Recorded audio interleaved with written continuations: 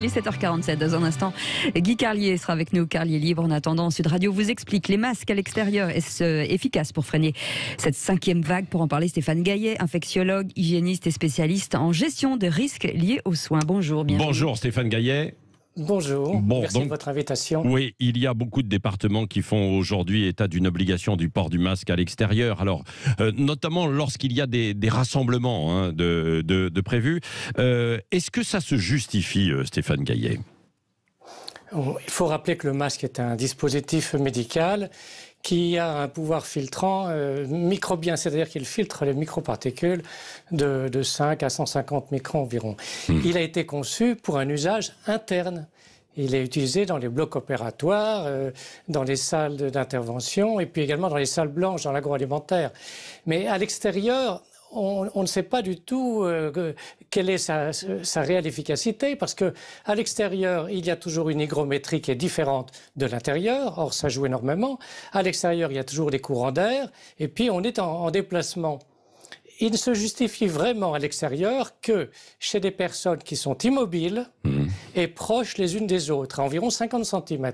Autrement, pour des gens qui marchent dans la rue, qui se déplacent, a fortiori qui sont à vélo, ça n'a pas de sens. Ça n'a pas de sens. C'est une mesure que j'appelle disciplinaire, en fait. Oui. En revanche, ça a du sens. Ce que vous dites, c'est si on est par exemple rassemblé, alors dans une file d'attente où il n'y aurait pas d'espace entre les gens, y compris dehors, là ça peut avoir du sens, quoi. Surtout s'il n'y a pas de vent, oui. Surtout s'il n'y a pas de vent et que l'air est sec. Parce que quand l'air est sec, les particules sont plus facilement véhiculées dans l'air que lorsqu'il est humide. Oui. Stéphane Gaillet, parenthèse, on va continuer de parler du masque à l'extérieur, mais le masque à l'intérieur, là, c'est quand même assez efficace de l'avoir quand on est autour d'une table à plusieurs ou dans une salle de travail? Ça dépend de la qualité du masque, parce qu'on ne s'en occupe pas du tout. Or, il y a masque et masque. Il y a des masques qui ont un excellent pouvoir filtrant, qui ont une bonne étanchéité au niveau du visage, et puis d'autres masques dont le pouvoir filtrant est faible, approximatif, surtout quand il est réutilisé maintes et maintes fois, ce qui est une erreur, et surtout lorsqu'il n'est pas bien ajusté sur le visage, parce qu'on a des poches sur le côté, l'air peut passer par au-dessus, par en dessous, donc c'est vraiment très dépendant de la qualité du masque et de la façon dont il est porté. On voit des gens qui mettent le masque sous le nez, c'est un non-sens, parce qu'il y a toujours un flux expiratoire par le nez. Un mot aussi, Stéphane Gaillet, puisqu'en ce moment il y a le froid et l'humidité, ça ne vous a pas échappé, c'est l'hiver. Est-ce que ça a un effet aussi sur le port du masque à l'extérieur ?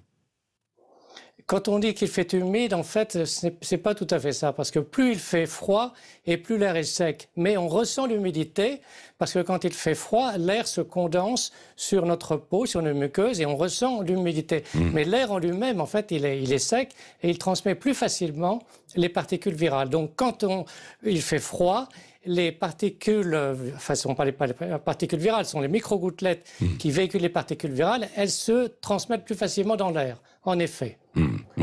Transmission plus facile quand il fait froid avec l'air sec. Oui, mais alors là, le masque protège un petit peu quand même, alors? Oui. Bien sûr, il protège toujours un petit peu. Mais je me répète, tout dépend de son étanchéité, de sa qualité, de la façon dont il est porté. Sur la qualité, on a dit qu'il était préférable de prendre plutôt du papier, des masques en papier, que des masques en tissu. Exact ou pas? Alors, enfin, papier, c'est du non-tissé, on appelle ça du non-tissé. Oui, du non-tissé, oui, c'est vrai. Effectivement, les masques en non-tissé sont les masques qui ont le meilleur pouvoir filtrant. Parce que justement, comme il n'y a pas de tissage, ce sont des masques qui sont produits par compression, par la vapeur. Donc, ce sont des fibres qui ne sont pas tissées, mais qui sont agglutinées, agglomérées, avec une très forte compression. Et le pouvoir filtrant est bien meilleur qu'avec les masques tissés, qui laissent forcément apparaître des interstices qui se trouvent entre les fibres tissées. Donc, c'est ce qu'on utilise au bloc opératoire. Les masques qu'on utilise au bloc opératoire sont des masques que vous appelez en papier, qui sont en non tissé, Oui. et qui sont constitués de plusieurs couches, effectivement. Mais ces masques, en revanche, ne durent pas longtemps. C'est-à-dire qu'ils sont conçus pour un usage bref de 3 à 4 heures. Il faut les changer assez souvent. Oui. Merci beaucoup pour ces explications, Stéphane Gaillet, infectiologue, hygiéniste et spécialisé en gestion des risques liés justement aux soins.